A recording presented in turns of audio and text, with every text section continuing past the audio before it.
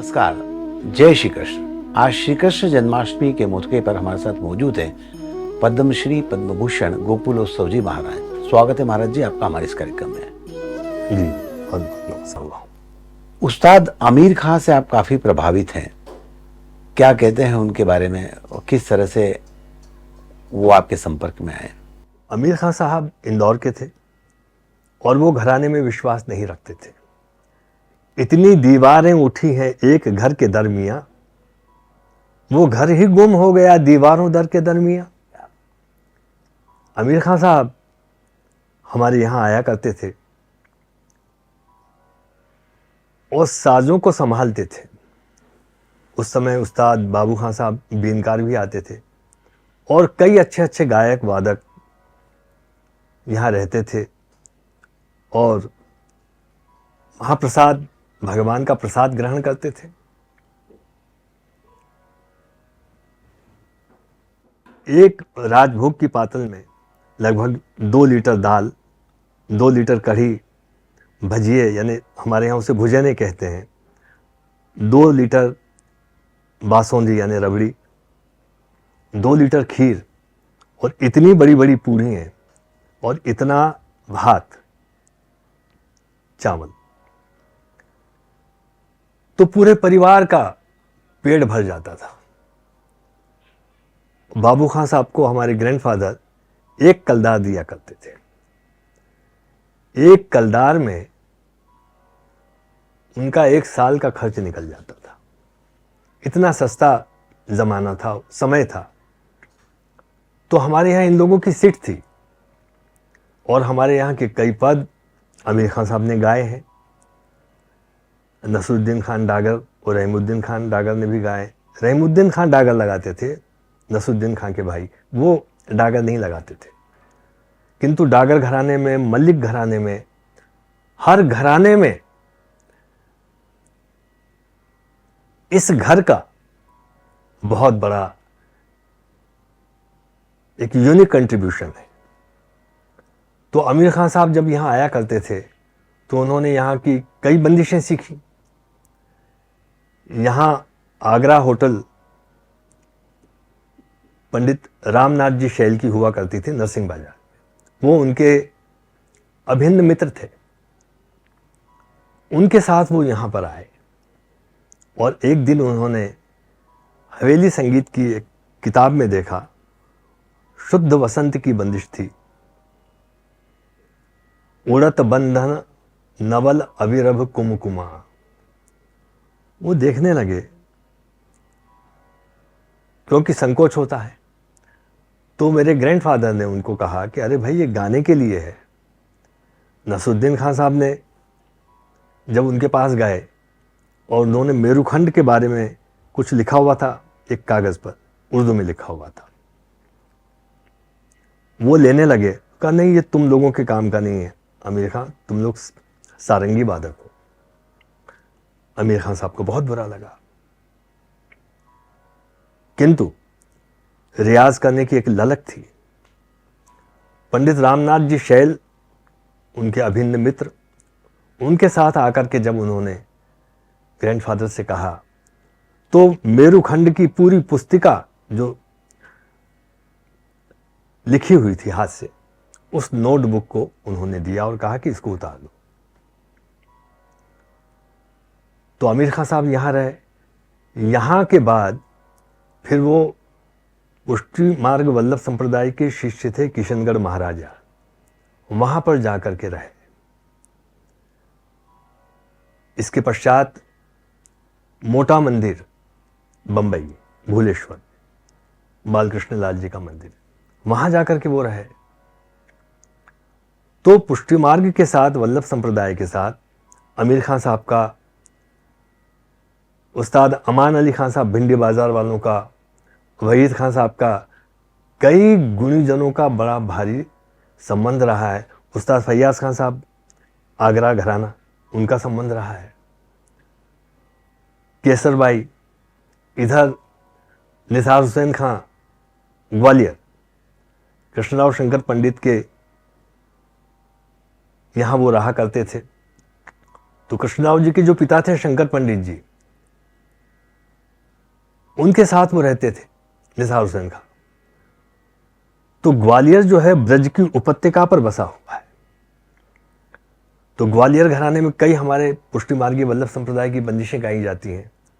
और राजा मान सिंह तोमर वो जब गोवर्धन पर्वत पर गए और जब भगवान श्रीनाथ जी के दर्शन उन्होंने किए तो वहाँ कुम्हन दास जी जो बहुत ही वयोवृद्ध थे गायक, वो ब्रजभाषा में ध्रुपद गाते थे। ब्रजभाषा में ध्रुपद सुन करके बड़े प्रभावित हुए। तब से उन्होंने ध्रुपद को ब्रजभाषा में गायन शुरू करवा दिया, क्योंकि पहले संस्कृत में होते थे। तो कुम्हन दास जी अष्टछाप कवियों में से एक थे। इसी प्रकार मियां तानसेन, जब उन्हें लगा कि अब 50 वर्ष की उम्र होने लगी, आवाज़ में थोड़ा सा कंपन आने लगा, तो वो हरिदास जी के पास गए, स्वामी हरिदास जी के पास वृंदावन। वहाँ पर भाव भी था और भक्ति भी थी, किंतु इतने राग नहीं थे। और तानसेन तो बहुत बड़े गायक थे। अब उन्होंने देखा कि बादशाह के दरबार में तो मेरी कद्र होगी नहीं, क्योंकि मैं ज़ईफ हो जाऊंगा, बूढ़ा हो जाऊंगा, मेरे से गाया नहीं जाएगा और दूसरे गायकों से मुझे अपमानित करेंगे लोग। तब उन्होंने सोचा अब क्या करना। तो वो कहते हैं, दर्पण तुम्हें जब डराने लगे और जवानी भी दामन छुड़ाने लगे, तब तुम मेरे पास आना प्रिय, मेरा घर खुला है, खुला ही रहेगा तुम्हारे लिए। तानसेन गोकुल गए और वहाँ श्री विट्ठलनाथ जी, श्री गोसाई जी के पास गए और कहा कि भगवान मेरा गायन सुनिए। जब गायन सुना उनका तो श्री गोसाई जी ने उन्हें दुशाला ओढ़ाया और 100 अशर्फियाँ दी और ऊपर एक कौड़ी रख दी, प्रणाम किया। श्री गोसाई जी महाराज से उन्होंने कहा कि मेरी एक विनंती है आपसे। कहो कि आपने मुझे दुशाला ओढ़ाया, 100 अशर्फियाँ दी, किंतु ये कौड़ी का अर्थ, इसका मतलब क्या है? क्योंकि मैं आपको बता दूं कि पहले कौड़ी भी मुद्रा होती थी जी। तो श्री गोसाई जी ने कहा कि देखो तानसेन, तुम्हारा गायन दरबारी गायन है। दरबारी जैसे कहते हैं दरबारी और दरगाही गाना, दोनों में फर्क है। तो एक गाना वो होता है कि जो शो ऑफ करता है, दिखाता है, और एक भक्तिपूर्ण गायन होता है कि जो सीधा सुप्रीम सोल से सोल की तरफ भीतर उतर जाता है। नगमा वही नगमा है जिसे रूह सुने और रूह सुनाए। तो जब तक तुम्हारे गायन में भक्ति नहीं आएगी तब तक शक्ति नहीं आएगी। तुम इन मनुष्यों को तो रिझा सकते हो, किंतु भगवान को कैसे रिझाओगे? उसमें तो रूहदारी, चैनदारी होनी चाहिए। तानसेन उनका शिष्य बना। फिर तानसेन ने एक पद लिखा, टीक दोपहरी की बिरियां भले ही मेरे आए हो, तानसेन के प्रभु मया कीनी मोह पे, दया कीनी मोह पे, तानसेन के प्रभु मया कीनी मोह पे, सूखी बेल करी हरियां। तो जो सूखे का भी रुख बदल दे, वो रूहदारी भक्ति में है और भक्तिमय गाने में है, गायन में है। इस प्रकार तानसेन जी भी शिष्य बने और कई गायक, धौंधी वो शिष्य बने, रामदास वो शिष्य बने। चरजू की मल्हार जिन्होंने बनाई वो चरण लाल जी थे। चरजू यानी चरण लाल जी को जू कहा जाता है ब्रजभाषा में, क्योंकि ब्रजभाषा जो है शास्त्रीय संगीत के लिए ही बनी है। इसे शौरसेनी भाषा कहा गया है। शूरसेन राजा थे। तो इतनी प्राचीन ब्रजभाषा है। धूलिया मल्हार जो धूलिया बाबा थे, उन्होंने धूलिया सारंग बनाया, क्योंकि ब्रज की रज में धूल में लौटते थे वो और नृत्य करते थे। चरजू चरणलाल चरई वेती वो ब्रज की परिक्रमा लगाया करते थे। चरजू की मल्हार बनी और सूरदास जी ने सूर मल्हार भी बनाई और सूर सारंग भी बनाया, जिसका अभी नाम, आधुनिक नाम नूर सारंग है। इस प्रकार हवेली संगीत का साहित्य के क्षेत्र में, व्यवहार के क्षेत्र में, तीज त्योहार के क्षेत्र में और संगीत के क्षेत्र में बहुत बड़ा अलभ्य, अपूर्व और अभूतपूर्व योगदान है। हमने जब बात कर रहे थे आमिर खान साहब की, तो आपने बहुत कुछ आमिर खान साहब किस तरह से आए, क्या रहा, लेकिन आपसे जब वो जुड़े उस बारे में भी जानकारी हम चाहते हैं। किस तरह से वे आपसे जुड़े और किस तरह से आपको लेकर लोगों ने अलग अलग तरह से आमिर खान के गायकी को लेकर आपको किस तरह से जोड़ा है?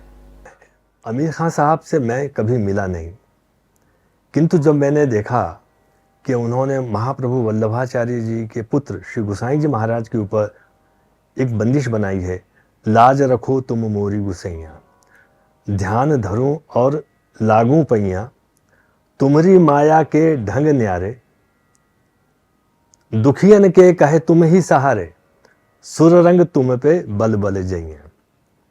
ऐसी मैंने 3-4 बंदिशें, मेरी पलकन सो मग झारूं, ये सुनकर के मैं बहुत प्रभावित हुआ। मैंने पता लगाया कि आमिर खान साहब हैं कौन। तब पता चला कि अरे, उनकी तो शुरुआत ही यहाँ से हुई है, हमारे यहाँ से।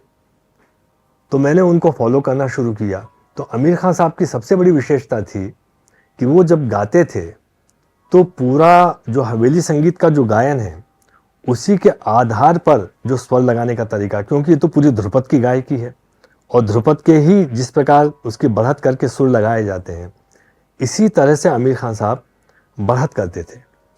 तो मैंने आमिर खान साहब को फॉलो करना शुरू किया।